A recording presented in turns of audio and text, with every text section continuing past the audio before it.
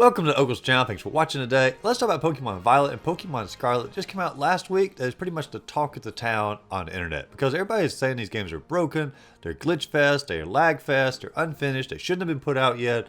And I've been playing the game for like the last several days, and I'll be honest, I'm having a great time with the game. Do I notice the glitches? Yes. Do I notice the slowdown sometimes? Yes. Do I notice the pop in sometimes? Of course. All that's there. But the game itself, if you can just look past those few minor imperfections, the game is one of the best Pokemon games that has come out pretty much since like the early generations. I'm having way more fun than I had with Legends, which I thought was a great game. Having a significant amount more fun than I had with Sword and Shield, which were okay games, but it is definitely the best Pokemon game on the Switch, and I would even argue it's probably the best Pokemon game since like Generation 1 and 2.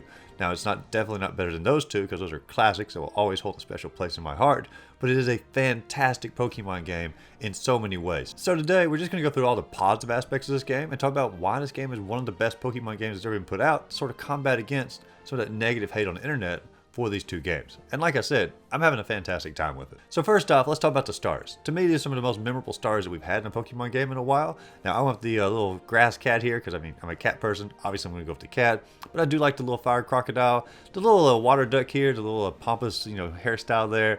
Not my favorite, but hey, 2 of the 3, great starters. Now, I will acknowledge, once you pick your starter, it's like 2 hours to get through all the tutorials to finally get to the university for the game to really open up. But once the game opens up, this is an amazing experience. You have basically 8 different gyms you go through. You have different star battles against basically like Team Star or Team Rocket to the degree for that storyline. And then you have these legendary titans that you're trying to fight against as well. And if you calculate it all, it's like almost 20 different badges you have to accomplish or 20 different missions. And you can go whatever order you want in any of those. And by doing it this way, it actually allows the game to have a little bit more of a difficulty curve. As in, like, this game is the first challenging Pokemon game I've had in years. And what I mean by this is you can find gyms, or you can find star bases, or you can find Titan Pokemon that you might not be necessarily leveled up for at that moment. And in order to beat the Pokemon, you have to actually think about your strategies, which Pokemon you want to use, which moves you want to use, and you can actually make the game a little bit more difficult for yourself as you're working through it. And this is like one of the first Pokemon games I've had in a long time where I actually thought to myself, like, hey, this is actually a challenge. And that's a really big improvement, because Sword and Shield, man, I didn't die the entire game. I mean, I didn't even come close to dying the entire game. And I just used my starter for almost the entire experience. And so for this game to come along is a welcome wake-up call for the difficulty of the Pokemon franchise. And it's not like so hard people aren't going to be able to beat it. It's nothing like that. It's not like a Souls game or something.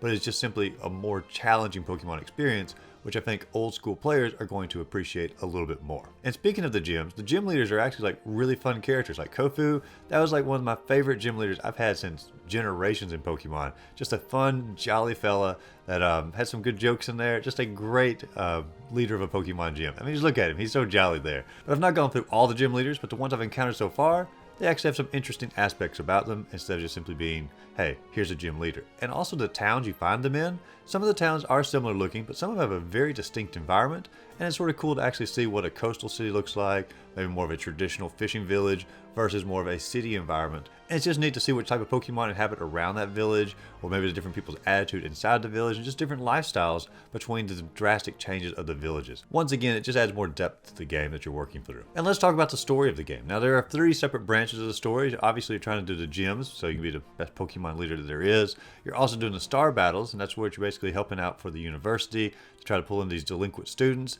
And the 3rd story is you're trying to get these mystic herbs for Arwen here in order for him to help his dying Pokemon.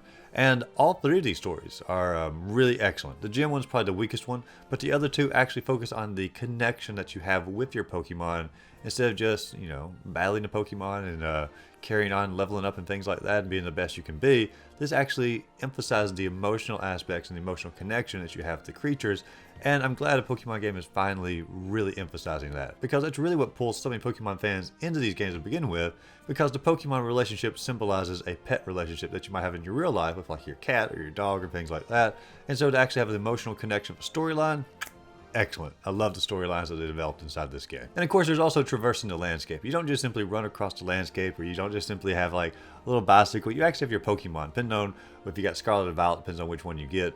But you actually get to traverse the landscape in different ways. You get to, ride them across like a motorcycle, or you can fly across, or more like a glide. And there's just so much different ways you can traverse the landscape with your Pokemon. And it's just a neat little refresher, and you can obviously upgrade the Pokemon as it goes by defeating different Titan Pokemon, learning different powers from the herbs, and it's just a good way to continue to advance and help you to discover new aspects of the environment while continuing conquering some of the missions. It's very much divided where you can choose your own adventure, but there are very good rewards for every single time you accomplish something. You accomplish a gym, you then earn the ability to control higher level Pokemon.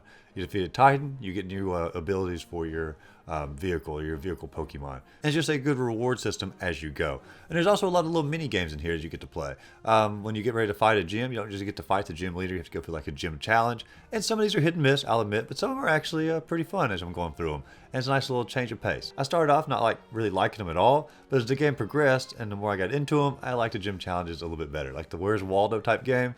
It's simple, but it's fun. And also the mini games for the star battles where you actually have to go through and defeat like 20 Pokemon by just throwing your Pokemon out and have like little side battles constantly going on. That's a cool little mini game as well. And speaking of that, you can also just throw your Pokemon out at any time and you can have them battling around you, leveling up without actually having to go into the battles. Obviously, do this in an area where you're a little overpowered, so you can sort of go through them pretty quick. But it's a great way to get some extra experience points, and it's also neat to just sort of see your Pokemon running around with you as you explore the landscape. Now, I'm not the best person to talk about like which Pokemon are new in this game because I've not played several generations of Pokemon. I'm missing in the middle, and so I don't really know which ones are new, which ones are old. But I will say the variety of Pokemon in the game, it's pretty good. I like seeing the different Pokemon that come across. I like catching the majority of them. Will I complete the Pokédex? I might. We'll see as we journey through the game, but I've enjoyed so far catching as many as I have, and I'm slowly building my team up. My team is sort of a mix of like old school from red and blue Pokemon, gold and silver, all the way to the new generation. And that's sort of how I like to do it. Just pick up my favorite Pokemon to fill up my team. And I like the Pokemon that are included in this game so far.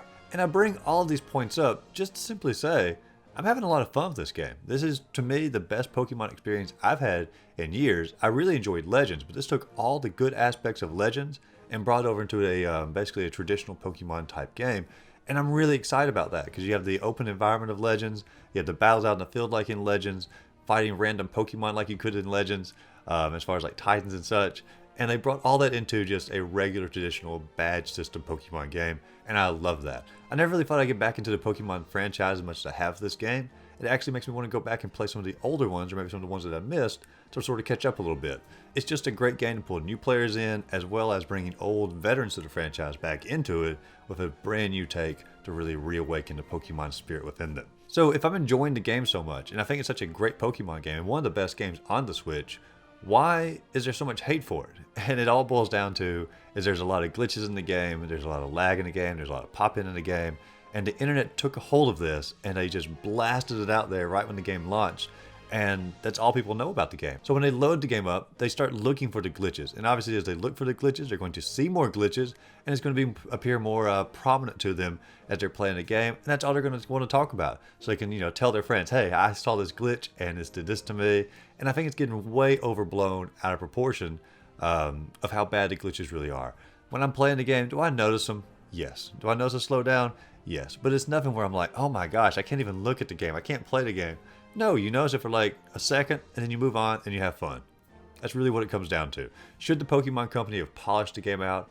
Probably. I mean, they have a lot of money. They're one of the biggest franchises that is in video games or in the world at the moment. They probably could have polished it out.